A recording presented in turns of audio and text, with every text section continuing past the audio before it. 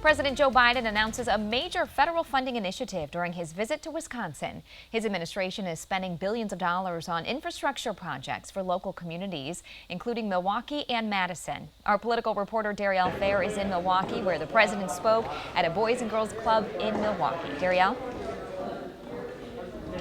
Yes, Amber. President Joe Biden making yet another visit to Wisconsin.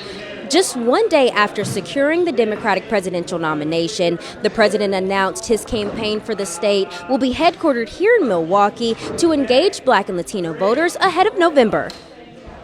Historic Black communities in the North and Latino communities in the South to access jobs, school, and entertainment. Opportunities in the city and central hub.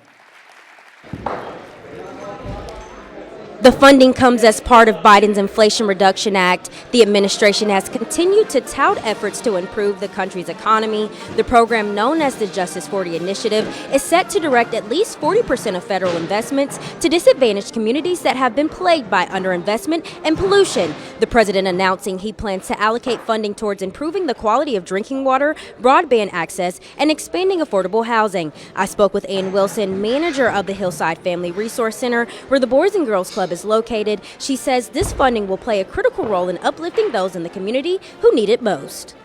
You're in the middle of a public housing development. We need to make sure that there's funding for affordable housing. No matter what we do, we have to make sure that the funding for our young people is here. Because if we don't fund young people, our futures are gone. Following today's visit, Biden will head to a campaign event before departing for Michigan, another key battleground state like Wisconsin, as he continues his campaign for the presidency. Live in Milwaukee, Darielle Fair, 27 News. Darielle, thank you. And Wisconsin Republicans responded to the president's visit.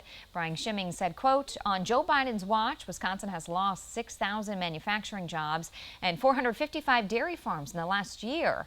Instead of paying us a visit to brag about his abysmal record, the president should be offering working families an apology for Bidenomics."